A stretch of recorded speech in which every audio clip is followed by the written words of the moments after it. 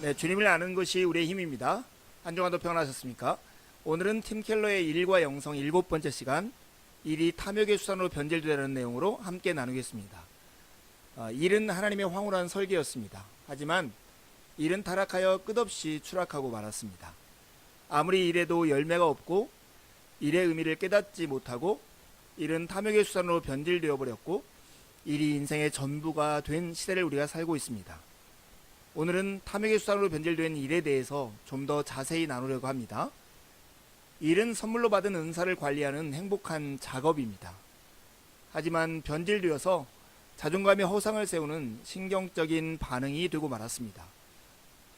인간 마음에는 일과 거기에 따르는 이익들을 삶의 의미와 정체성을 세우는 바탕으로 삼으려는 강력한 성향이 있습니다. 그러한 점도 일의 열매가 없어지고 뜻이 퇴색되는 요인으로 작용합니다.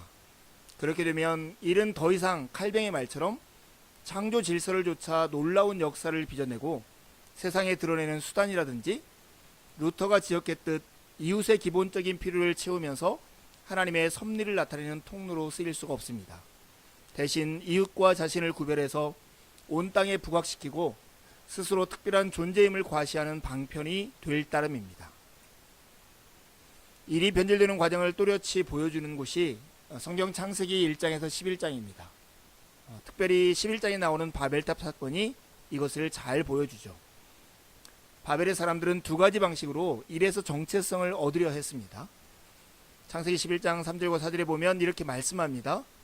서로 말하되 자 벽돌을 만들고 견고히 굽자 하고 이에 벽돌로 돌을 대신하며 역청으로 진흙을 대신하고 또 말하되 자 성읍과 탑을 건설하여 그 탑 꼭대기를 하늘에 닿게 하여 우리 이름을 내고 온 지면에 흩어짐을 면하자 하였더니 첫째로 그 탑 꼭대기를 하늘에 닿게 하여라는 허풍스러운 언사는 일에다 하나님보다 나아지겠다는 영적 가치를 두고 있었음을 암시합니다. 이는 노동이 낳는 열매에 기대어 건강과 안전을 확인하는 물질주의로 이어집니다.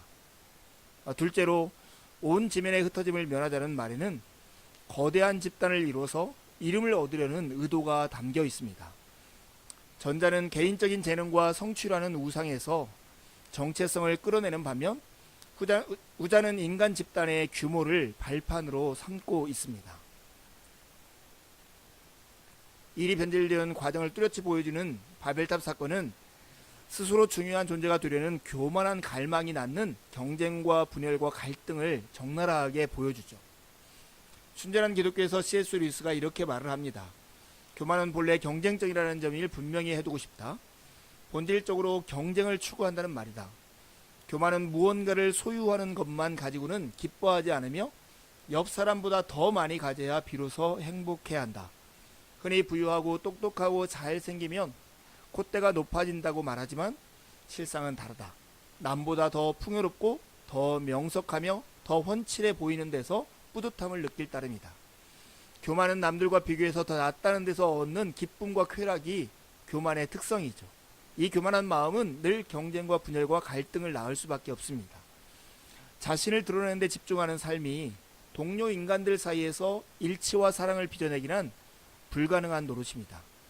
그런 마음가짐은 스스로 숭배의 대상이 되든지 집단을 우상으로 삼든지 둘 중 하나를 선택해야 하는 비참한 지경으로 몰아갑니다. 인류가 그토록 애타게 구하는 영광과 관계는 오로지 하나님 안에서만 공존할 수 있습니다. 바벨탑은 자신을 넘어 창조주 안에 토대를 두지 않는 한 집단적인 노력으로 무엇을 만들든 제대로 작동되지 않는다는 사실을 통렬하게 보여주는 사례입니다. 그런 우리는 탐욕의 수단으로 변질된 일에 대한 답을 어디서 얻을 수 있을까요? 저자는 에스더서에서 그 답을 제안합니다. 에스더서는 4명의 주요 인물이 등장합니다. 아하수에르, 하만, 모르드게, 에스더입니다. 아하수에르는 하나님을 대적하여 등장하는 교만한 그 당시 페르시아의 왕이었고요. 하만은 아하수레 왕 다음으로 고위직에 오른 악한 이방인이었습니다. 반면에 모르드게는 궁중의 하급 관리이자 유대인의 영웅이었고 에스더는 유대인을 몰살당할 위기에서 구출한 모르드게의 조카 하다사였습니다. 하만이 엄청난 계획을 세우죠. 유대인들에 대한 증오심이 가득한 인물이었는데 정한 기간 동안 누구든 이웃에 사는 유대인 가문을 습격해서 마음대로 도륙하고 재물을 약탈하도록 허용되는 칙령을 왕에게 받아냅니다. 이 칙령을 받아내는 계기를 만든 사람이 사실은 모르드게였죠. 모르드게는 왕을 암살하려는 음모를 밝히고 왕의 생명을 구하지만 하만에게 절하지 않으므로 유대인들을 학살하려는 음모의 원인을 제공했습니다. 에스더는 일종의 미인 대회에서 뽑혀 아수르의 왕비, 황후가 된 인물인데요. 하만의 음모를 해결하는 책임을 맡게 됩니다. 이 모르드게가 절체절명의 위기 가운데 에스더에게 부탁하는 것이 첫 번째 상황이고, 두 번째 상황은 에스더가 아하수에게 나아가서 하만의 음모를 제재하는 것이 두 번째 상황입니다. 왕후가 된 에스더에게는 왕궁에 사는 특권이 있었습니다. 하만의 책략으로 말미암아 큰 위기가 처했습니다.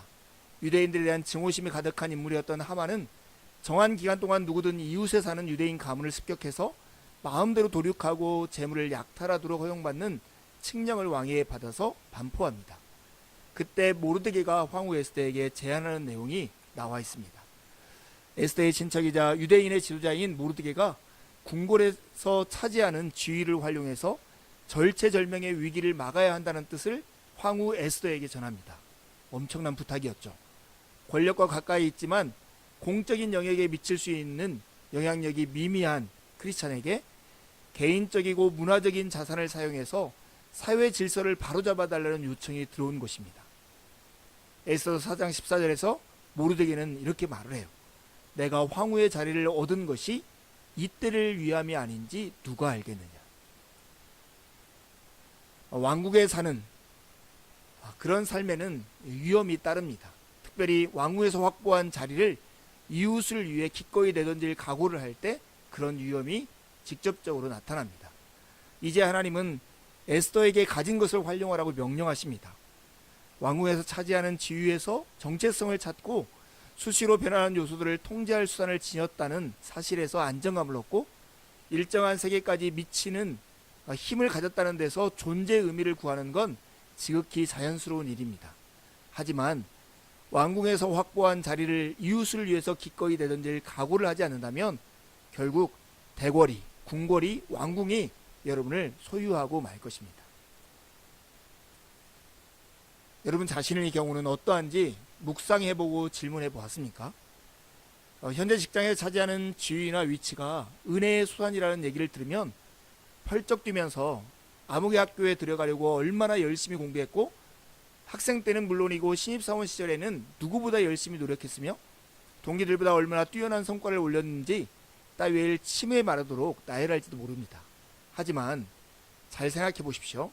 값을 치르지 않고 얻은 달란트를 가지고 공부했을 거고 제 힘으로 열지 않은 기회의 문들을 우리가 통과했던 것입니다. 열쇠를 쓴 게 아니라 그저 활짝 열린 틈으로 지나간 게 전부였습니다. 그러므로 지금 가진 건 하나같이 은혜의 수단인 거죠. 우리 각자에게는 그렇게 수중에 들어오는 힘을 마치 제 능력을 사용하듯 활용하여 세상을 섬길 자유가 있는 사람들입니다. 왕궁에서 위대한 임금님과 더불어 살아가는 삶을 꿈꾸는 것이 에스더가 보여주는 매우 중요한 진리입니다. 여러분 우리가 에스더를 본보기로만이 아니라 이정표로 보아야 할 필요가 있습니다. 어떻게 해야 왕궁에 머물면서도 성실하게 더 나아가 위대하게 살 수 있을까요? 에스더를 본보기로만이 아니라 이정표로 받아들일 필요가 우리에게는 있습니다. 알다시피 하나님이 인간을 지으시고 인류가 누리는 모든 혜택을 주셨으며 지금도 매 순간 삶을 지속할 수 있게 뒷받침해 주심으로 무엇 하나 주님의 은혜가 아닌 것이 없습니다. 그럼에도 불구하고 우리는 모든 게 자신의 소유있냐? 소견에 오른 대로 쓰면서 제 이름을 내는데 골몰하지 않습니까? 에스더가 이정표처럼 가르치는 분이 있습니다. 그분이 바로 예수 그리스도이시죠. 빌립보서 2장은 아버지와 동등하시지만 그걸 당연하게 여기지 않으시고 자신을 비워 사람과 같이 두셨으며 인간의 저주를 대신 지었을 뿐만 아니라 목숨을 거는 정도가 아니라 아예 생명으로 대가를 치르신 분이라고 예수님을 소개합니다. 그리스도는 에서같이 죽으면 죽으리라고 말씀하신 게 아니라 죽어야 할 때가 차면 반드시 죽을 것이다라고 약속하셨습니다. 그리고 십자가에 돌아가심으로써 인류의 죄를 대속하셨고 지금은 우주의 보좌 앞에 서 계십니다. 누구든지 예수님을 믿으면 주님이 먼저 누리시는 은총을 덧입을 수 있습니다. 그리스도는 영원한 중재자이십니다.